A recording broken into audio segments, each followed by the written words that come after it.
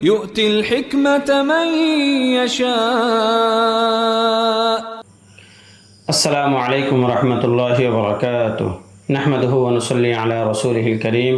أما بعد, এই ভিডিওতে আমরা গুরুত্বপূর্ণ একটি বিষয় নিয়ে আলোচনা করব। সেটি হলো হানাফি মাযহাবে ইখতিলাফে রিওয়ায়াতের ক্ষেত্রে, অর্থাৎ কোনো মাসআলার মধ্যে ইমামদের মধ্যে যদি ইখতিলাফ হয়, তাহলে তারজিহের সবচেয়ে গ্রহণযোগ্য এবং শক্তিশালী পদ্ধতি কি সেটি সম্পর্কে। কোনো মাসআলার মধ্যে যদি ইমামদের মধ্যে ইখতিলাফ হয়, তাহলে যেই কওলের দলিল, যেই ইমামের কওলের দলিল সবচেয়ে বেশি শক্তিশালী হবে, সেই কওলকেই তারজিহ দেওয়া হবে, সেটার উপরেই আমল করা হবে। এই মূলনীতিটা আমরা ইমাম আবু হানিফা রাহমাতুল্লাহি আলাইহির একটা কথা থেকে বুঝতে পারি। সেই কথাটা হলো, ইমাম আবু হানিফা রাহমাতুল্লাহি আলাইহি বলেছেন, ইযা সাহহাল হাদিস ফাহুয়া মাযহাবি। অর্থাৎ যখন কোনো সহিহ গায়রে মুতাআরাজ, গায়রে মুআওয়াল হাদিস আমার কওলের বিপরীত আসবে, তাহলে সেই সহিহ হাদিসটাই আমার মাযহাব। ইমাম আবু হানিফার এই কওল থেকে এটাই বোঝা যায় যে মাযহাবের মধ্যে দলিল শক্তিশালী হওয়াটা আসল বিষয়। দলিল যদি শক্তিশালী হয়, তাহলে সেই কওলটাই অবলম্বন করতে হবে। সুতরাং কোনো মাসআলার মধ্যে যদি ইমাম সাহেব একদিকে আর সাহেবেন অন্য একদিকে হন, তাহলে সেক্ষেত্রে যে শুধুমাত্র এই ক্ষেত্রেই দলিল শক্তিশালী হওয়ার বিচারে কোনো একটা কওলকে তারজিহ দিতে হবে এমন নয়, বরং মাযহাবের যে কোনো ইখতিলাফি মাসআলার ক্ষেত্রে, চাই সেটা উরফ এবং জরুরতের ভিত্তিতে হোক অথবা অন্য যে কোনো কারণে হোক, যেই ইমামের কওলটা অথবা যেই কওলের দলিলটা সবচেয়ে বেশি শক্তিশালী হবে, সেই কওলটাই রাজে হবে, সেটার উপরেই আমল করতে হবে।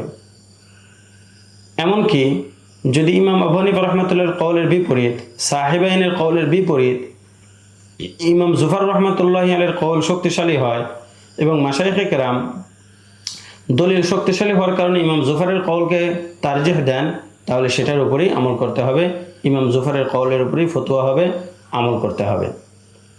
এ কারণেই আমরা মাশায়েখে কেরামকে দেখে থাকি, তারা অনেক মাসআলার ক্ষেত্রে শাইখাইনের মতের বিপরীত ইমাম জুফরের মাসআলাকে, ওনার মতামতকে তারজিহ দিয়েছেন।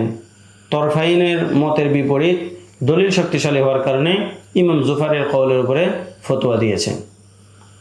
তাহলে আমরা বুঝতে পারলাম, মুখতালিফি আকওয়ালের মধ্যে তারজিহ দেওয়ার সবচেয়ে শক্তিশালী পদ্ধতি হলো, যে কওলের দলিল শক্তিশালী হবে সেই কওলের উপর ফতোয়া দিতে হবে।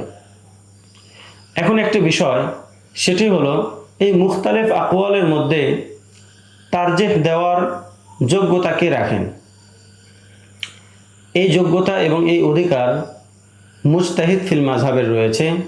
কারণ মুজতাহিদ ফিল মাযহাবের মধ্যেই এত যোগ্যতা রয়েছে যে তিনি মুখতালিফ আকওয়ালের মধ্যে থেকে প্রত্যেকটা কওলের দলিল জেনে সেই দলিলগুলোর মধ্যে থেকে কোনটি বেশি শক্তিশালী সেটা নির্ণয় করে সঠিক সিদ্ধান্ত নেবেন। সুতরাং যে ব্যক্তি মুজতাহিদ ফিল মাযহাব নন, তার জন্য তারজিহ দেওয়ার এই কাজটা বৈধ নয়। আর এখানে মুজতাহিদ ফিল মাযহাব বলতে আমরা আল্লামা ইবনে কামাল পাশা কর্তৃক তাবাকাতে ফুকাহায়ে কেরামের যেই 7টি স্তর বর্ণনা করেছি, তার মধ্যে থেকে শুধুমাত্র দ্বিতীয় স্তরেই উদ্দেশ্য নয়, বরং এখানে মুজতাহিদ ফিল মাযহাব থেকে ব্যাপকতা উদ্দেশ্য। অর্থাৎ এর মধ্যে মুজতাহিদ ফিল মাযহাব, মুজতাহিদ ফিল মাসাইল, আসহাবে তাখরিজ, আসহাবে তারজিহ, এরা সবাই এর অন্তর্ভুক্ত রয়েছেন। সুতরাং আমরা বুঝতে পারলাম, মাশায়েখে কেরাম যদি কোনো মাসআলার মধ্যে কোনো ইমামের কওলকে দলিল শক্তিশালী হওয়ার কারণে তারজিহ দেন, সেটাই উপরে আমল করতে হবে। তো মাশায়েখে কেরাম ইমাম জুফর রাহমাতুল্লাহি আলাইহির কওলকে 17টা মাসআলার মধ্যে ইমাম আবু হানিফা, ইমাম আবু ইউসুফ অথবা ইমাম মুহাম্মাদের কওলের বিপরীতে তারজিহ দিয়েছেন। আল্লামা শামী রাহমাতুল্লাহি আলাইহি সেই 17টা মাসআলার মধ্যে থেকে কিছু মাসআলাকে বাদ দিয়ে এবং নিজের পক্ষ থেকে আরও কিছু মাসআলা বের করে ইমাম জুফর রাহমাতুল্লাহির কওলের উপর ফতোয়া হয়, এরকম মোট 20টি মাসআলা নিজের কিতাবে উল্লেখ করেছেন।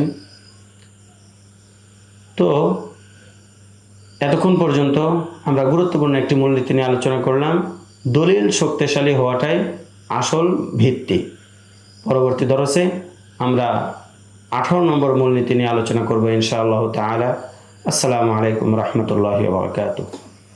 يشاء ومن يؤت الحكمة فقد أوتي خيرا كثيرا وما يذكر إلا أولو الألباب